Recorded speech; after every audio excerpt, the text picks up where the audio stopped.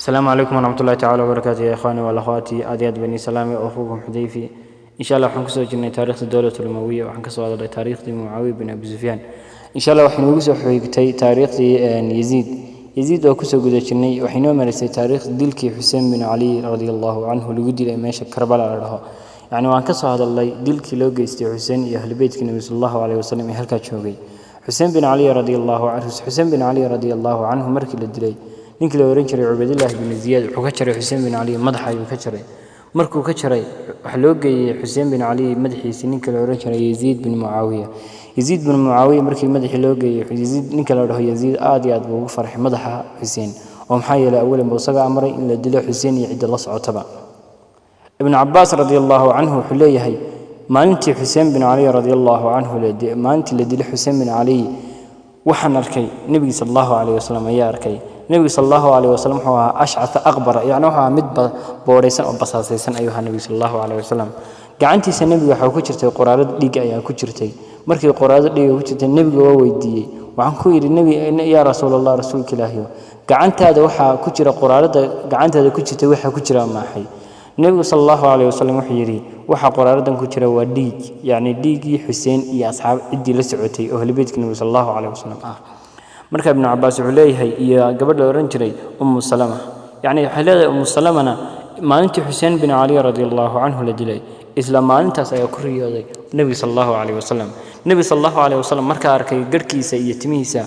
ciid ayaa ka buuxday marka Nabi sallallahu alayhi wasallam wuxuu sheegay in la dilay Hussein bin Ali radiyallahu anhu ayuu sheegay Abdullah ibn Abbas wuxuu leeyahay ibn Salama yani waxay leeyihiin ما أنت كمسؤول لا يا أخبارتي عن حلي وركنا سوق علي إن لدي حسين بن علي رضي الله عنه إن لدي إلى وركنا سوق علي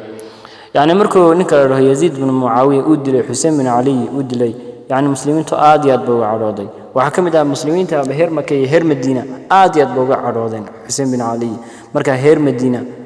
أمركيسي يا أهرمه وديدين يعني حاجة يزيد وحاهنين يعني مسلمين تمامول أيوها مركها أرنكيسي أمركيسي وديدين محايا لي هذول مسلمين تجماعي وديدين أمركيسا مركها واحد شوقين مقالة مكة واحد شوقين لو رجري عبد الله بن الزبير ابن عوام وانين أصحابي الجليلة وكتر عباد الله جل وكتر يعني أصحابي مركان يزيد تاريخ بلوني يزيد لا يمبايعوني واصحاب لبدي ديدي مid wuxuu ahaa Hussein bin Ali radiyallahu anhu oo hadir la dilay iyo Abdullah ibn Zubair buu ahaa yani labadan way diideen inay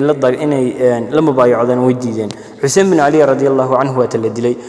marka Makka waxa jooga ninka la dhaho Abdullah ibn Zubair baa jooga Abdullah ibn Zubair ibn Awam uu diiday يعني شركاس عيدن أيا راعي عبد الله بن الزبير يعني وصنع عيدن أيو سميستي عيدن آدو بدن بوصنا سميستي يعني هرم الدين بار مسلمين تأيا راعي وصنع عبد الله بن الزبير مسلمين تمركا راعي يزيد بن معاوية عيدن أيو حود دري مدينة أيو دري مدينة أي هير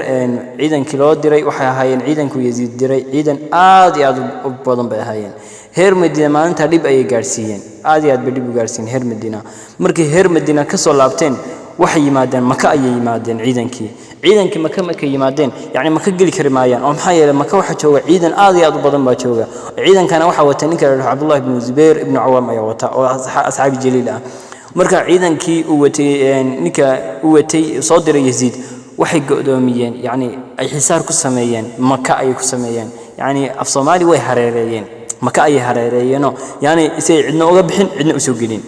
markay saas meeyeen waxa uu adeegsadeen hubki berga la isticmaali jiray yani hubki berga la isticmaali jiray waxa uu majaniiq yani majaniiq wax la oran jiray yani majaniiq waxa weeye hub aad u weyn yani hadda waqti zamankan aan joogno halka ayna ka isticmaalno marfaca iyo gantaalada iyo yani hubka weyn isticmaalo iyagu berga wax la isticmaali jiray wax la oran jiray majaniiq la dhaho yani majaniiq waxa weeye hub yani wax weyn ba qoriyo weyn ba la sameeynaya marka la sameeyo adoo af Soomaalihan shimbiraalaayaha ayaa garanaysa yani shimbiraalaayaha soo حرق لما جري يعني مركا لسمايو عنشر كلو حلو وحلا جريا دقح فينينا بلا جريا يعني سيدا فينين كاس ومركا ترتو ميل فوق جاريا أي على سمين شر وحا سو قال سيدا شمبرا أو كلا لكن كدوين وبرجع شر ما تنقل ورن شري دقحان وين أي لو جريا دقحان تا وين مركا لو جريدو ولا سيديني وميل بالو جرفو سيدا شمبرا لا يها أيو توريا دقحان تا وين وحكود عين مكد حدا يكود عين أو جريها يد الدمنة دقحان أدوى وين ويا مركا نكي لو ninka Yazid ciidankii halkaas uu ku go'doomiyay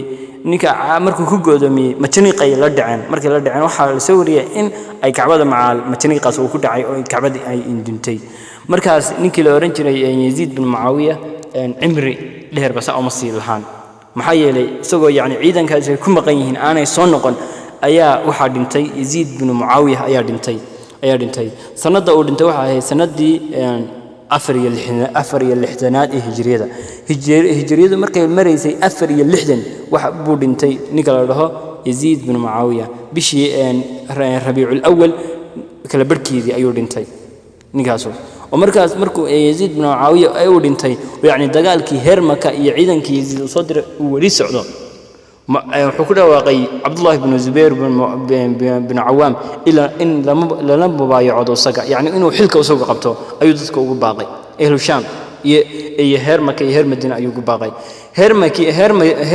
Hermaka ehelkeedii way la mubaayacadeen Yaziid wax la mubaayaceen waxa leeyahay Abdullah ibn Zubair la mubaayacadeen Yaziidna waa ka dhintay heer Shaamna waxay la mubaayacadeen Muawiya bin Yaziid bin Muawiya bin Abi Sufyan ninkii la oran jiray oo Muawiya bin Yaziid Muawiya waxa dhalay Yaziidka hadir dhimanay ayaa dhalay oo waxa weeye waxa la magaciisa Muawiya bin Yaziid bin Muawiya bin Abi Sufyan ayaa dhalay ninkaas ayaa dhalay markaas heer Shaamna waxay la mubaayacadeen ninka la oran jiray Muawiya bin Yaziid heer Maka iyo Madiina intaasna waxa la mubaayacadeen ninkii la oran jiray Yaziid Abdullah ibn Zubair ibn Awam oo ah asxaab jirid ay mubaayacadeen markaas waqtigaas yani dadkii asxaabada la laayay waxa kamid ahaa yani cid maalintii lagu laayay halka lagu laayay yani halka asxaabada lagu laayay ayaa kamid ahayd asxaabadii maanta lagu laayay meesha Karbala la dhaho ayaa kamid ahayd asxaabadii halka lagu mariyay insha Allah halka waxaan uga soo gudbi doonaa taariikhdii ninka la dhaho Muawiya bin Yaziid yani isagoo waa in yaro dhalinyaro ayuu ahaa dhowr iyo 20 ma gaadhin ba taariikhdiisa ayaan halka ka sii galeynaa